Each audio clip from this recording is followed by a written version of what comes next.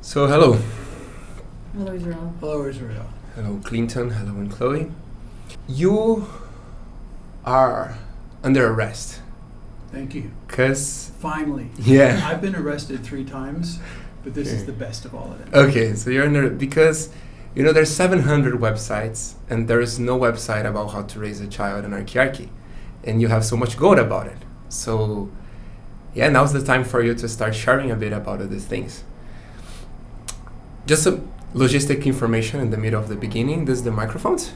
And you go around and you need to speak somehow close to them to speak. So you just move your microphone so you're able to speak.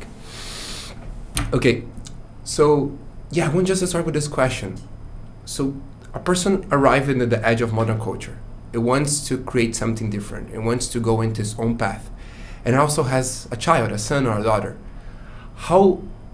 Where they begin, like how to hold space for our children to be able to already grow in a different culture than the culture that we live now in patriarchy. I mean, what a question, because it opens really this territory of not only how to raise a child, but who am I as a parent holding space for this child or children to grow.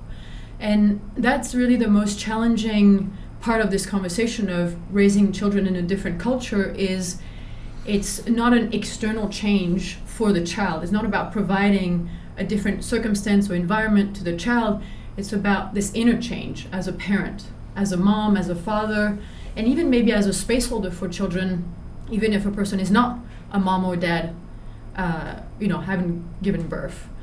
And what I discovered working really, especially with moms, is that when they get pregnant, even before that, when they get married or they get in a partnership, then they get pregnant and then they give birth, there's these programs that start. It's like these tapes that you put in and you press play the moment you give birth. And it's these programs are so unconscious, and they often really pass down so clearly from their own parenting, like the way they were parented and then the way their parents were parented. And it seems so like normal. It seems like this is how I have to raise my child. And one of the big programs that I noticed with moms, especially in Europe or in America, is being a parent is not supposed to be fun. Like it's supposed to be hard, or it's supposed to be like there needs to be structure, there needs to be, otherwise it will be chaos, otherwise my child will not grow into a person who can live in society. So, and I'm saying this even for parents who are homeschooling their children, that raising a child cannot be an adventure. And when I've gone deeper and deeper into those experiences is noticing actually the parents themselves are not having an adventure in their life. Mm-hmm. And therefore they cannot provide adventure for their children. So what else is there but adventure is rules, plan, programs. You have to learn this, you have to speak by a certain time, you have to walk by a certain time, you have to learn mathematics then.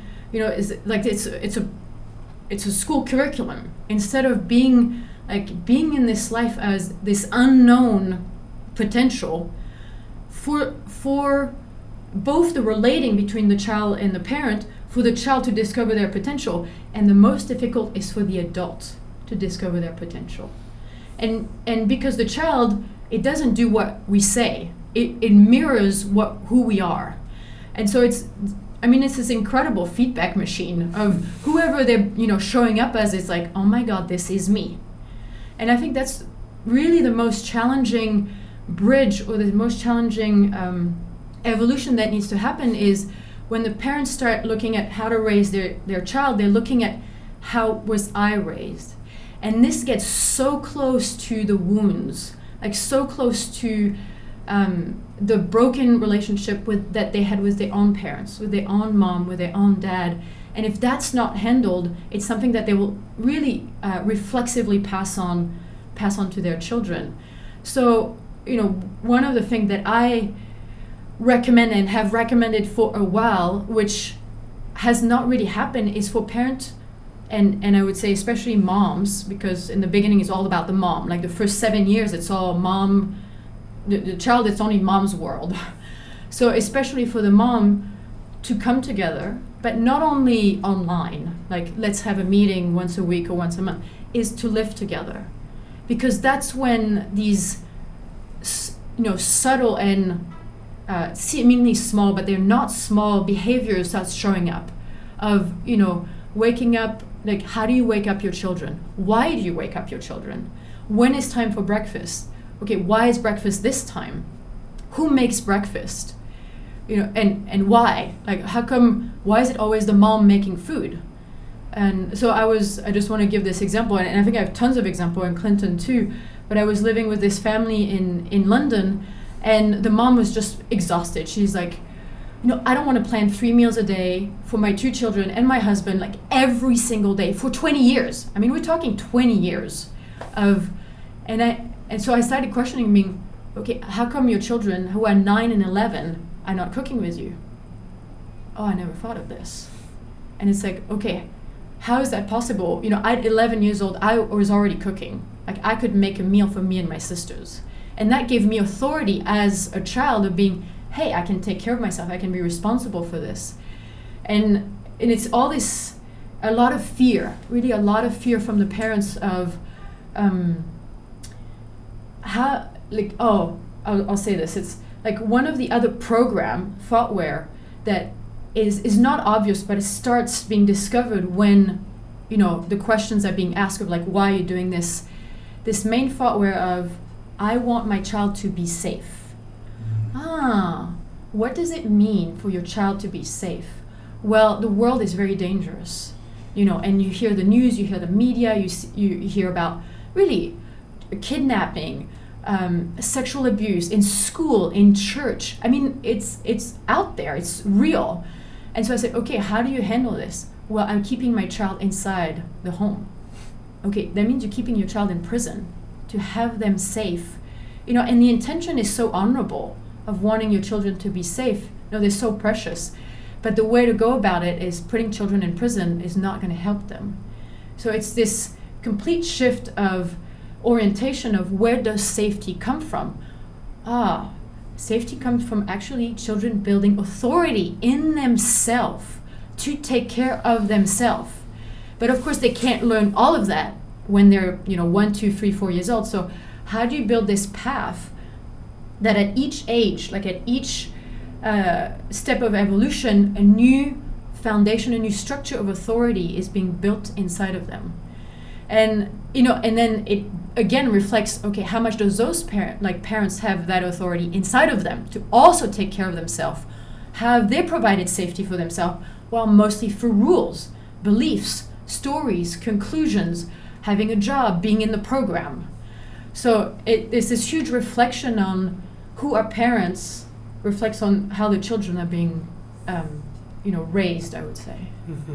Yeah. So what I hear, like, there is this job that the parent takes as supporting to build the journey in which the children can go into the paths to adulthood, like little by little into learning. When you say to create authority, I hear like learning how to say no, how to use the fear to see where go, where not go, with who relate, how negotiate intimacy, or choosing who wants to be around, or speaking clearly what it wants and what it doesn't want. So like, how is this instead of the bigger wish of motivation being how my child gets safe, is like, how can I want my child to live an adventurous life, and then how can I support it to build the matrix necessary so it can do this, right? In this world that we live now.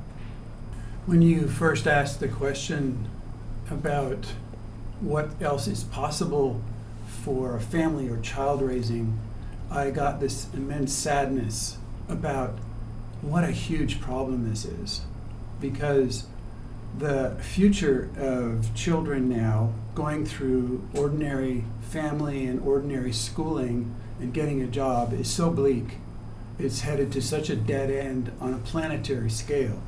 It's just scary, and it's it's just so sad how we've been betrayed by our original culture. Modern culture has betrayed us because it does not hand us a future. It hands us a dead end, that's being controlled by people who are out of control. And I, fortunately, before I was with my family and had 2 daughters that were home birthed and homeschooled. Before that, I had an interest in what is a real life for a human being on planet Earth. And I was traveling around the world, and I ended up living with this Aka hill tribe in North Thailand for a while. It was a village where there was no road. You had to get there by boat, by elephant, and then by hiking on a trail. There was no cars there at all. So they were really living in the hills as a village. And the first thing when we came into the village was a group of children encountered us. They really just came into us and, who are you? What are you talking? What? And they were investigating us. And it was so amazing to me. I was just struck completely. My mind was blown open because it was a living children's culture. There were no adults in this. There were probably 15 or 18 of these children that ranged from maybe 3 years old, 4, 5, 6, 7, 8, 9, 10, 11, maybe 12 years old. This whole group was going around as a learning machine. And what I saw happen was the youngest ones would be carrying the babies. I thought it would be the oldest ones carrying the babies, but the 3, 4, 5-year-olds were carrying the babies already in children's culture, away from the mother. And the older ones were on this seeking to learn. And as soon as they could learn something, they taught the ones below, and they taught the ones below, and they taught the ones below, and they all spoke in a language that the younger ones could understand. And it was this machine. It would, even when we wanted to go take a shower in the bushes, they were just following us. They wanted to see everything. So, and so we had to learn how to take a shower without taking our clothes off, which is just, they can do that and we could not. So then I also ended up in the northern Philippines in this Ifugao tribe. And we were part of a funeral actually happening in the village of these indigenous people who lived in the hills.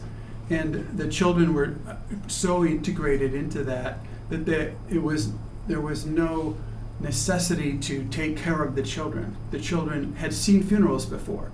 They knew this was a tradition that worked in the village, and they already understood how death works and what you have to do to appreciate and help the dead person go on their path, and how you have to find out where to bury them by cutting open a chicken and finding out they should be buried in a cave or on a cliff or underground or on a tree where they buried the people. And so this is part of my background of, before I had children, being exposed to human beings outside of modern culture, having the adult culture and the children's culture and the different spaces that are available in the village. And the children learned what space was what space. And they learned to do jobs. I mean, the grandmother was watching the pigs with a stick to make sure that the big pigs did not eat all the food, that the little pigs could have food also, and they beat the big pigs. And the children learned how to grow their own pigs. And so there was this complete education of what it was, so that when our own children were born, of course we had them at home. Of course it was a home birth. It was me and a midwife and the baby coming out. And we brought the baby out into a tub of warm water. So the baby came from inside the mother's belly directly into this warm, and the baby opened her eyes. She was completely in contact with the mother and myself, and it was just this immediate. It isn't like the babies come out stupid. People have this weird idea that babies are stupid. They are not stupid. They are instantly aware and learning for their whole, and just because they can't speak the language doesn't mean they're not aware of everything that's going on and in contact and relational. So many people treat babies like coo coo, oh Gucci Gucci goo. I learned really fast not to let other people tickle my babies. People come like this and I say stop. You don't have permission to do that. And because people just invade, and the babies are accustomed to survive, they have to accept being abused. And this is such a pattern in modern culture. To survive, you have to accept being abused. And we're abused so many different ways by modern culture. And so immediately, I understood that homeschooling was starting. At 1 day old, homeschooling was starting. And one of the things that I was trying to stay away from was trying in school and also out of school we try to hammer a child, a baby, into verbal reality.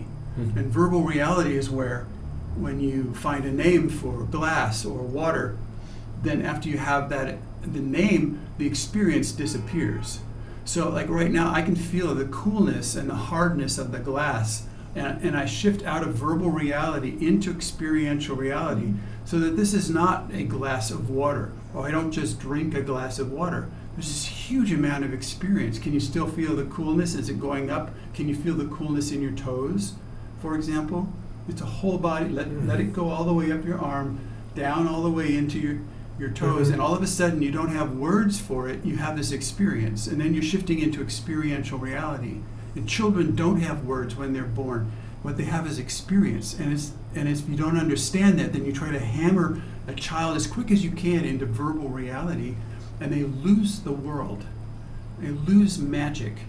They lose, like, what's bigger, the set of things that we have experiences, or the set of things that we have words for?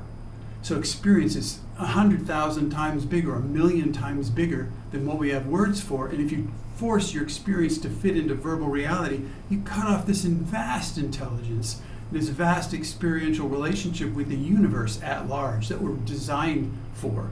And so this whole download of the difference between what were the expectations of modern culture and children and education in school, and the linear life plan of going through school and getting your degree and going to get a job and buying a house and finding somebody, this whole linear life plan, and the potential that we're offered by Gaia, by the universe as a human being.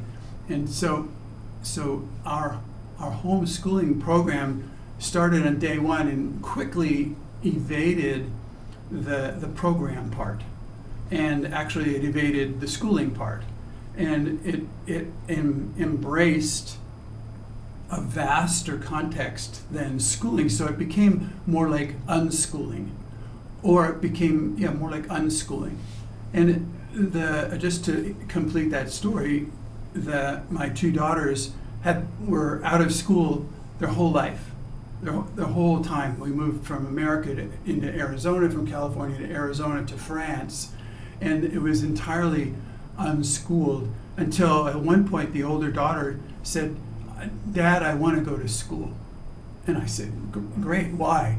And she said, "Well, my friends from the horse corral and from the dance class and from around the neighborhood, they're going to school."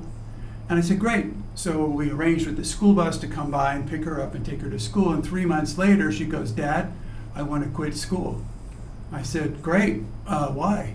And she says, "Well, because all my friends in the school, they are so busy with the schoolwork and this whole stuff that doesn't really matter, and they don't even know what they want to do in their life.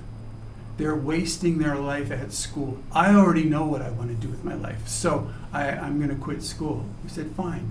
And then when they got to be 18 years old, they wanted to go to a university in France. L'École Nationale d'Équitation. It's the highest, most amazing, most expensive school for people to learn about horses and training horses. And so I said, "Fine." I started working extra hours, and we paid for and they did top of their class at the university, all the classes. And it was because they had this broader education. They knew how to learn. They knew how to follow their curiosity and explore and ask questions and get answers. And get answers. It isn't just like have some idea as a response to your question. It's no, that I need to know how this works. And they learned how to do that. And so there's an entire necessity of, behind all that, a village. There needs to be a village of a space where this unschooling possibility for potential to come alive through children and the world is acceptable and supported. So fortunate for us, we moved to France to an ashram where it was a community. And so there was a whole playground, everything, the village, people, stuff happening, gardens, animals, neighbors, and in that environment, the unschooling thrived. And so what you were talking about, Anne-Chloé, was about this, how it's about the women, and you're creating this space. The space is emerging called Women of Earth, and I wonder if you could talk more about that. Well, before I go into the Women of Earth, from what you were saying, Clinton, there was some really important discoveries that we've made, and I just want to point them out as real experiments that parents and people who do childcare can put in place. And one of them about this, considering like how do you regard a child? Like how are you relating with this creature that just came into the world? And this idea of, if you relate to a child as an intelligent, relatable, trustworthy, loving, caring, connected creature, this is who you get to live with. It's whoever you're invoking into that child, this is who you get to live with. So there's so many ways to create really this deep relationship of trust, of making agreements and keeping the agreements. And often it's really simple, but if you say you're at a party, for example, and you say to a child, okay, we're leaving in 5 minutes, 5 minutes, and then you get engaged in a conversation, and 20 minutes later you say, we go now, you've broken your agreements. So you are not, as a parent, you are not reliable. Why would the child be reliable to agreement they make? And so that's how you build this relationship of, when you make an agreement with a child, you keep it to the letter. And that trains the child to say that when they make an agreement with you, they will keep their agreement. And so there's this whole relationship of, it's very similar to, if they ask you a question, they say, can we do this? Or would you do this for me? Because they do need help for a lot of things. And you say yes, you do it impeccably. No victim, no complaining, no changing your mind in the middle. A yes is a full yes. So that when you say no, they know that the no is a full no. And so that when they say no, you get it, okay, that's a full no. And when they say yes, it's a full yes. And you can, this is about committing to their commitment. And children have so much commitment, like Clinton was saying, about what they want to do with their life, how they want to explore. And it's, okay, I commit to your commitment to be an explorer, to be an adventurer, to be an experiential reality. And as a parent, you commit to their commitment, they will commit to yours. Of saying, okay, now is bedtime. It's important, you need to get some sleep, now it's bedtime, okay, we go to bed. And it creates, instead of having war, so many family houses are just ongoing war, ongoing agreement, conflict. And it can be seen, not even walking into people's home, it can be seen parents walking down the street, shopping, at the airport. Anywhere you see this ongoing fight. So this is one experiment to do. And another one I wanted to mention, because I think it's so big for parents, especially who feel that are drowning in this, I don't have my life anymore. I'm a parent and I don't have my life anymore. And one reason I think this happens is that parents do not make the distinction between this is an adult space and this is a child space. And without this distinction, the entire family environment or village environment becomes a child space, where adults, people who are more than 18 years old, have to behave as they're behaving in a child space. And so the only thing children see are adults behaving in a child space, instead of how do adults behave when they're in an adult relationship or in an adult space. And so it's very simple to do this. For example, there's a meal, and in this meal you declare, it doesn't have to be every meal, but to say this meal is an adult space. Therefore, children, if you want to be here, you're quiet, you're silent, and you can observe how adults talk to each other. If you want to scream, if you want to make some sound, if you want to play, the playroom is over there. And that's the children's space. And to say those words. And that's a fabulous, children learn so fast to be sensitive to what is appropriate here, what kind of space it is. So those are a couple experiments. That's amazing. And about committing to the child, I think my impression is modern culture, we lost what means really commit. So what do you really mean in the practical matters? What is commit to a children's commitment? Like, what commitment is? When a person makes a commitment, they actually change the shape of their being. The commitment is a stand. A person takes a stand and becomes that agreement, that assertion that I commit. But if it's in your mind, if a commitment is only as a concept in the mind, nothing changes in your being, and so you forget, or it's easy to forget. And nobody can hold you accountable, and you can't even hold yourself accountable because you forgot, or you absent-minded, and something else takes your attention. But if you make a commitment and then you become a changed shape and you become that, then you can't forget because it's what you are. And so one example, almost like Anne-Chloé gave, was like, when I want a child to respect my no, for example, I start by respecting their no. And so, which means I don't want to eat these beans. No beans for me. And instead of trying to force the child to eat the beans, which overrides their no, you have to eat your beans. Beans are good for you. I bought these beans. There's starving children in Africa. Whatever the thing is. I had to eat the beans. I had to eat the beans. And so I don't want to eat the beans, okay? I commit to your no. And then they will commit to your no when it happens. And that's this mutual respect of relating and co-creating, this collaborative communication and collaborative creating. It begins day one with the children. One of the examples, and that can start really before the child is even verbal, completely. What I learn, because in one of the experiments we do is sometimes we have young children in training spaces. So if they're less than 7-8 months old and they're not screaming too much, we can have them in the training space. And what I learned was to hold the baby and to see where they're putting their attention.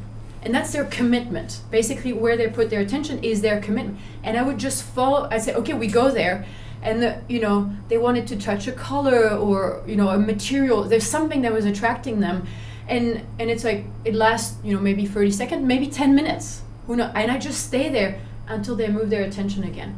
Their commitment has changed, and I follow their attention, follow their commitment. I'm committed to what they want to discover, from the beginning. They have that, and especially so another way is when they start crawling and moving, and is to really get down to their level when you're communicating. Because if you up there saying this needs to happen, or we're going, or whatever, it's like you're in this hierarchical high status position. It's like down to their level, and another example of committing to their commitment is children would come, they're doing something, whatever, they're playing, and they come to you and they say, Dad, Mom. And what they want is this thing called attention. It is such a precious resource. And you can see it because, for example, movie stars or pop singers or whatever, what they're craving for, having 80,000 people come to their concert, is not to sing their songs. It's for the attention. It's such a juicy substance that we can exchange as human beings. So children grow on that. It's one of the substances they need to grow.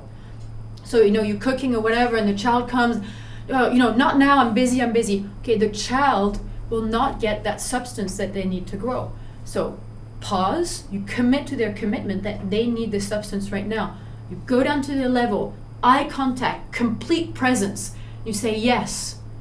And you just look at them. They might say something, 100% of your attention. Completely 100% of your attention. Okay, it doesn't take long for a child to be maxed out in attention. And then they go back, and it's like they go back playing, and and they have, okay, I am loved, somebody's present for me when I need something, there's this connection.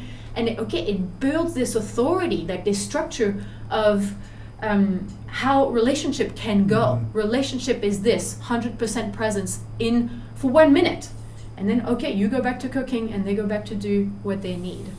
So these are examples of very simple committing to children's commitment. And later on, when they get more around 7 years old, is this shift that happens between the world is mom, you know. From 0 to 7 is the only thing that exists is mom. And then at 7, and I still remember it in my experience of this shift of, wow, there's a whole world out there. There's other people. Also there's dad, you know, and there's siblings, and there's like plants and animals, like all this stuff gets really activated. So I was talking about past 7 years old, this whole world that opens, and this curiosity about what is all this. And the curiosity and their commitment, the children's commitment, it comes out in kind of sideways. It can come out in sort of questions. I mean, I remember being actually 7 years old, and I have this memory so clear of me being in the kitchen, and my mom is cooking, and I'm having this experience about death. I'm starting to get what death, and just this, what is death? And I remember kind of stopping her and saying, what happens to us when we die? And I remember, and she brushed off the question, like she said, I don't know, or something. But I was having this experience of this nothingness, this there's a place where it's all dark, it's all nothing, it's all, and it's this archetypal space actually of nothingness. And I was having this experience at 7 years old. It was so interesting because when I got back this memory, which was only a couple years ago, I forgot about it. A couple years ago, I remember this. I called my mom 2 weeks later, and she said, you know, I remember when you were 7 years old, you asked me this question about death. I mean, it's like, okay, what is happening here? And she said, I wish I would have stopped everything, and I wish we would have had a conversation about it. When a child has these questions that are this commitment question, the point is they don't want your answer. It's not about filling them with your own belief or your own conclusion of stories. It's to hold this space for them to be in this discovery journey. And you could just say, you know, what, like if there's this question, what is death? Say, what an interesting question. What is death? You repeat the question, and it will go back to them, what I've been thinking about, or, you know, it will come out of them. You just hold this listening space. That's it's a commitment to their commitment. There was this thing, coming back a bit in what you were saying, this thing about the attention also. And I feel that so much, like parents, they feel afraid of being sucked down their lives if they give attention to the children. Like their life will they will be just for that. But there is this thing, for example, about communication, that the communication keeps going until it's received. That is like the child keeps searching for attention until it's fed for it. Like as we search for food until we have our belly full. And so it came up now this wonder for me, this question of, well, maybe if we give the children the attention that it needs in the moment, like fully, then it just get fed food for the day or for the next hours, and then we don't need to be like in reactivity because it's coming again, searching for, right? So that's a paradigm shifter on how to relate with. Yeah, I've seen mothers act like a human vacuum cleaner, and they just follow the child around picking up messes, or as if they have to dedicate their whole life to simply serving the child's needs. And this is the opposite really of what's needed, so that the entire childhood, really from even early on, after a couple of years all the way up till late teens, the purpose actually for that time period is for a child to prepare themselves for their authentic adulthood initiatory processes. Because as children, we need to develop an interface between our being and the world. We need to learn the language, the religion, the traditions, like how to relate to mom, how to relate to dad, how to relate to brothers and sisters, how to relate to society as it starts coming into our world. And we come up with a survival strategy. And that survival strategy works. And that survival strategy acts like a cocoon or a chrysalis around a butterfly. It's a safe place for the being to build matrix. We call it build matrix, to hold consciousness and awareness, so that at about 18 years old, we're ready to let go of the survival strategy, step into the world as our raw selves, just like the butterfly coming out of the chrysalis. And so we're expecting that to happen when we're 18 years old. We expect culture to deliver us some kind of something should really happen when we're 18 years old. And if you look back in your own life, people remember, yes, I expected something to happen when I was 18 years old, and it did not happen. I could vote, I could smoke cigarettes, I could drink alcohol, I could drive a car, whatever, but it's not an initiation into adulthood. It didn't crack the box, this shell, to let me come out in the world, to start on my adulthood path and my adulthood initiations. And so the idea of childhood and the village and holding space for a young being to land in the world, if we have this understanding that the idea is for the child to build more and more awareness, competence, and skills to prepare for their adulthood initiations, it eliminates school. Because school in modern culture, it started around the middle 1800s, copied from Prussia as a military training, essentially, to design cogs in the wheel, in the machine, to be cannon fodder for the army. That's what school is designed for, and it's just carried over into modern culture. And so the actual procedure, the actual space of calling potential to life, bringing potential through, I call it an arc. It's from the Archan culture. It's from archaearchy. It's from the next culture that's coming after the patriarchy that's existing now. And so, the modern culture has used school as a babysitter. Essentially, that's it. I get 5 hours a day, 7 hours a day, where I don't have to take care of this monster, and it's like, I get to go shopping, I get to watch TV, I get to, and so to sacrifice this aliveness of the child, to put it into a constrained prison with chairs in rows and a structure, divided up by ages. That was one thing I didn't mention about the children, specifically in the indigenous cultures where I was, is that all of the children of different ages were together. And our modern school divides us up year by year by year because it's efficient, it's effective, and it's so far away from reality. It's so disconnected from what we need.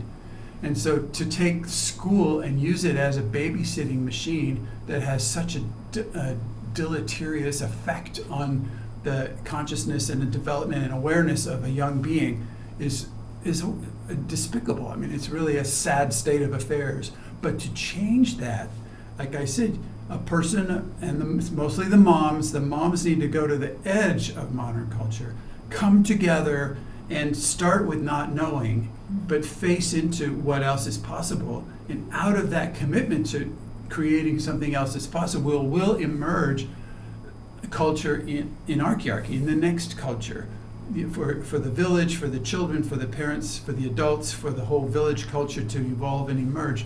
We don't know how it goes. We're inventing it now. And everybody has a place in inventing the next culture, and especially now the moms, because it's easier for moms to get out of the patriarchy than for men. Men are hammered into this patriarchal format, and the liquid state required for a man to get out of the patriarchy is, the women are actually slaves in the patriarchy, and it's easier for the slaves to escape than the monarchs, than the emperors. It's easier for the slaves to escape. And so that's what's happening. Women are going to the edge, coming together, and going over the bridges to another culture by building the bridges.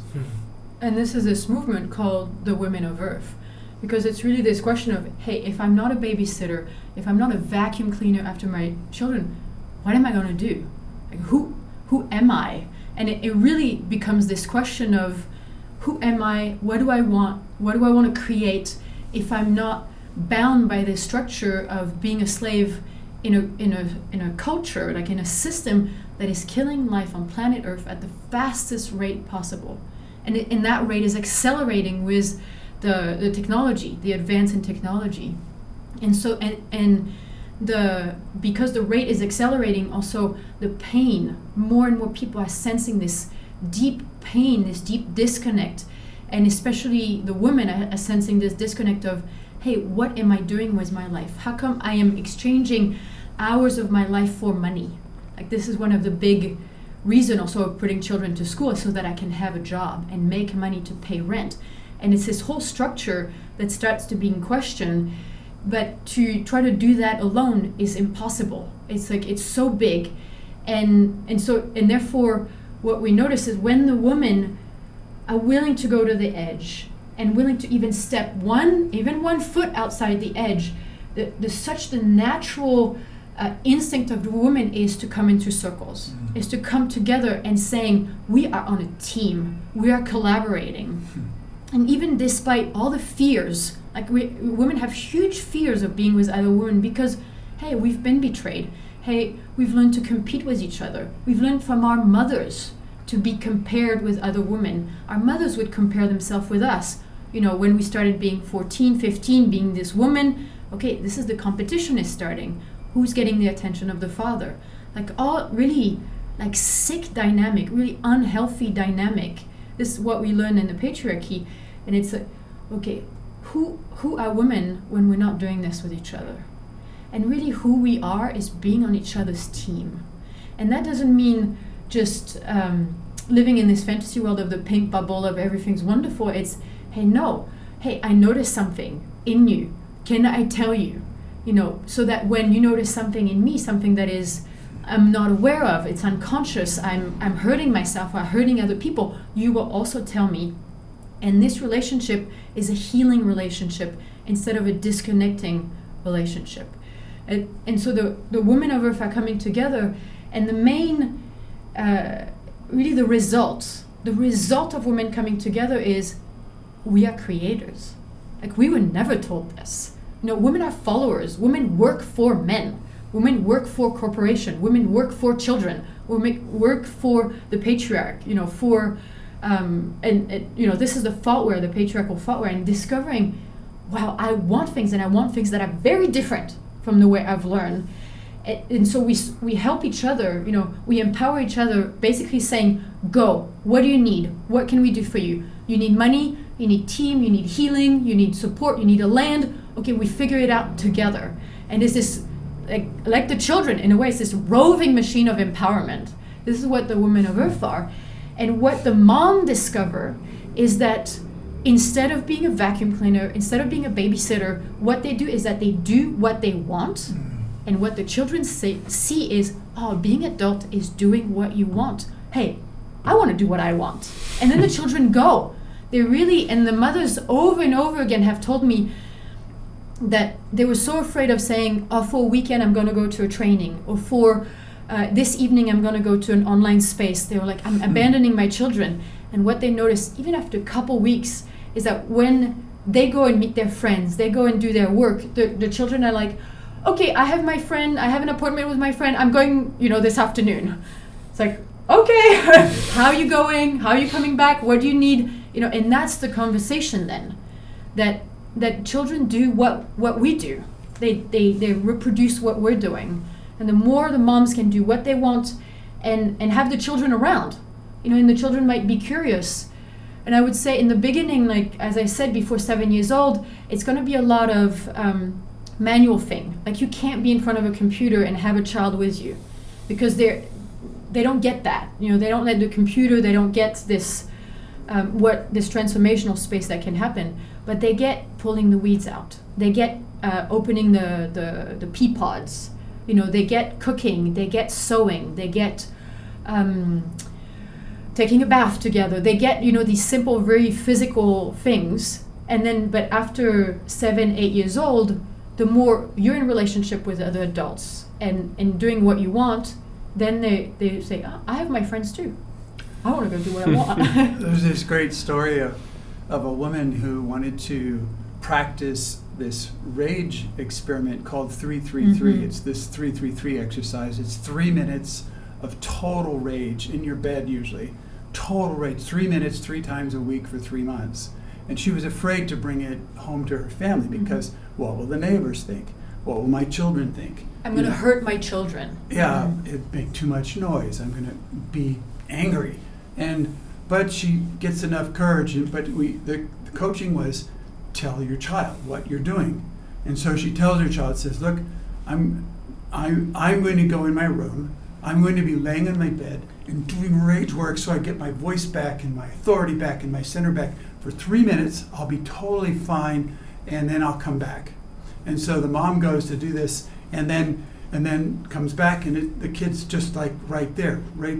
So the next day, she goes, okay, I'm going to practice my 3-3-3, and the kid has invited his friend over from next door, and he goes, come on, mom's going to do the 3-3-3 exercise. You can come and listen. It's amazing. So the two kids are outside, and they both listen to this. And so the mom comes out and sees the two kids there, and they go, yeah, Mom, yeah, go, Mom, yeah. And the third day, the mom goes, and the kid says, Mom, I'm going to go in my room, I'm going to lay on my bed, and I'm going to do some 3-3-3 work. And don't worry, I'll be okay. And he walks up, and he does his rage work in the room. So this is how it goes like that. And this is so true, because what we're facing, this getting on the edge of modern culture, brings a lot of feelings. And I think we've been mentioning that in this space of getting your feelings back is getting your authority back about navigating life. What do I want? What do I not want? What do I pay attention? How do I connect? This is all anger, sadness, fear, and joy feelings, having access to that. And also the healing of the emotion, of these emotional knots that are inside of us, these need to be completed. So there was this fear from the moms being at home and doing what we call emotional healing processes of, it's going to scare the children. And what I've said to them, and through experience they've noticed that, is if you are okay feeling, your children will be okay with you feeling. It is when you suppress your feelings that they have to compensate for your suppression. Mm-hmm. But this is a huge program, even of pregnant moms. If I feel, I will hurt my child. Mm-hmm. And it's this very clear distinction, even pregnant women who have come to training, which are even more intense spaces, I say, you make a bubble for yourself, this is your personal bubble of space, and you make a bubble for the child, and you have this connection. You say, Mom is going to feel right now, and it has nothing to do with you. This is, I'm feeling to become a better mom for you. And the child, and I've asked Mom, like, how's the child getting this communication? And every time is, the child relaxes. It's like, yay, Mom is healing. Mom is taking care of these things that all of us know, that we can feel our parents' feelings, especially the suppressed feelings. So the other day, I just want to tell this story that we were in a Women's Project Empowerment call, and this woman just had been numbing her feelings for a long time, and she comes to this call, and it's like time for her to feel rage and to get her father out of her space. And I say, is it okay for you to make big sound? And she looks at, oh yeah, my children are in the background, but they're used to it. But in this connection, not like dismissing her children, and then she just goes for it, kicks her father, energetically out of her space, and then she's there, present. And so the moment she gets off this call, she can immediately have this connection with her children. And so the huge shifts that it's are possible, really possible around children. Yeah, so I can't overemphasize how important it is for the mom and the dad to be doing their emotional healing processes, and to learn new forms of communication with each other, adult communication, collaborative communication, completion loops. Because when the mom is pregnant with the baby, I can't tell you how many times we've done healing processes with people who remember being in their mother's belly and feeling this tension between the mom and the dad, or the dad's yelling and they can feel it, and they make decisions in their mother's belly to cut off, to block, to protect, to limit themselves, to shrink down, just so they can try to survive. In the mother's belly, they make these decisions because the relationship between the mother and the father is ordinary. It's full of low drama and conflict and blame and resentment and assumptions and expectations and revenge and all this stuff that's ordinary. And so it's so important for creating this evolutionary space for the potential of the children to come into the world even when they're in their mother's belly. because they have all this potential for the parents to be taking responsibility for their own healing and evolution of consciousness.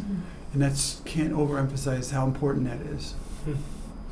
One thing that I see, there's many, these days I was talking with a mother, and then she was saying she brings her son to school, and I said, okay, how was the school for you? Like, it helped you? He said, no, school was horrible for me. We're like, okay, then why do you send, right? And there is a lot of fear of taking the children out of school. Mm-hmm. So could you tell more, what is really, in practical matters, a possibility? Like, what can really be done in this case if the person wants to create something different? If, like, okay, I would love to be something different, but then how do I really do? Like, it's scary. The police will come. What will happen? They will, people will point fingers at me. They can take out my children. What happens if I take a children out of school? I used to begin this work in Germany where they had these rules and laws against homeschooling. And then I met my publisher, Dagmar Neubronner, who published the first book that I wrote. And her experiment was to homeschool the children publicly in the middle of Germany, where it's completely illegal to homeschool your children. And so we have some interviews with her you can watch, and there's plenty of information, but her orientation was that we're not really doing homeschooling. What we're doing is free education, or improved, what's the name of it? Effective learning. Effective learning, something like that. And then the laws didn't apply anymore. And so there's story after story of, if you become clear on your purpose and you're actually bringing the genius potential out of your children, which school cannot do. And if it's a higher education, it's better than schooling, and it produces amazing results. There's so many documentations about how this kind of free education, external education, self-education, efficient education, whatever you call it, is so much superior, better than ordinary school, that you just take a stand for that.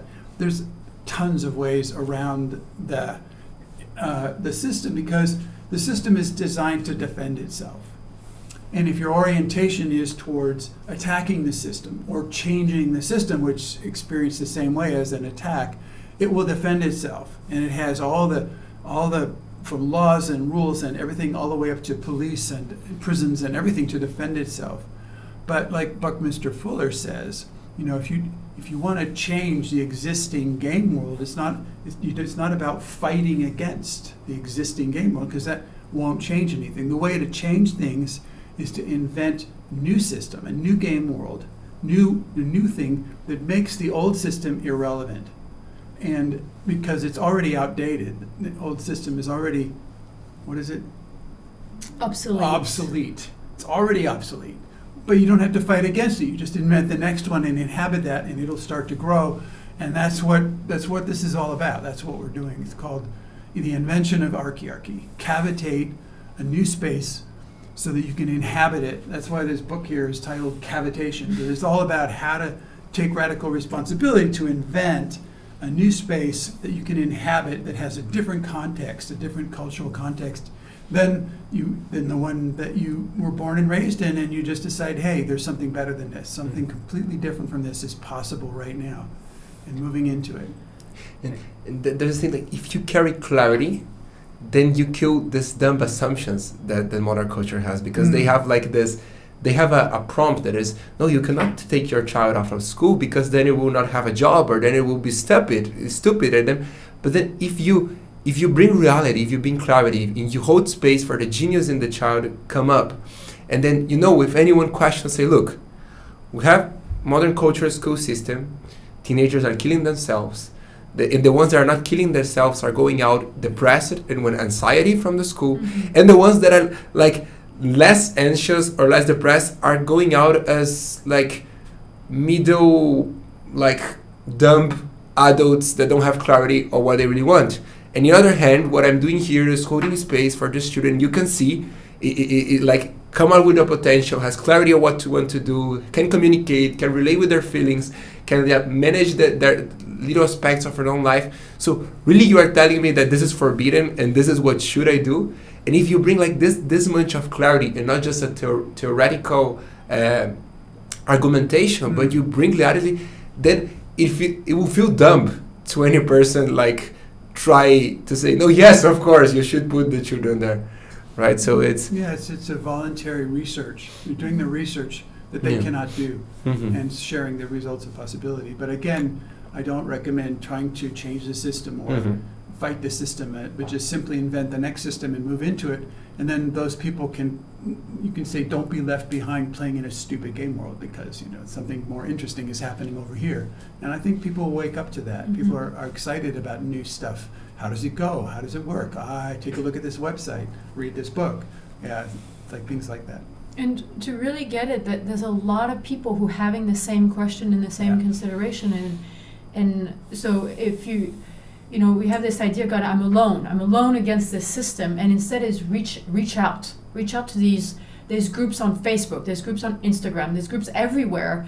Say, okay, let's start this conversation, and what could be a real, like you said, grounded next step of doing this together, and again bringing in the village, because there is this deep hunger for something else, and somebody needs to hold space, cavitate and hold space, saying something else right now is something else completely different from this is possible right now, and I'm holding space for it in this discovery. And so what you were talking about before is all these fears. You were talking about, I'm afraid of being judged, I'm afraid of being ostracized, exiled from society. And what I've discovered is when the fear of what will happen to my children becomes bigger than the fear of judgment, this is when things move. And I think in this time on Earth, the fear of the future is getting bigger and bigger, because things are really getting more and more crazy, more and more collapsed, more and more disconnected.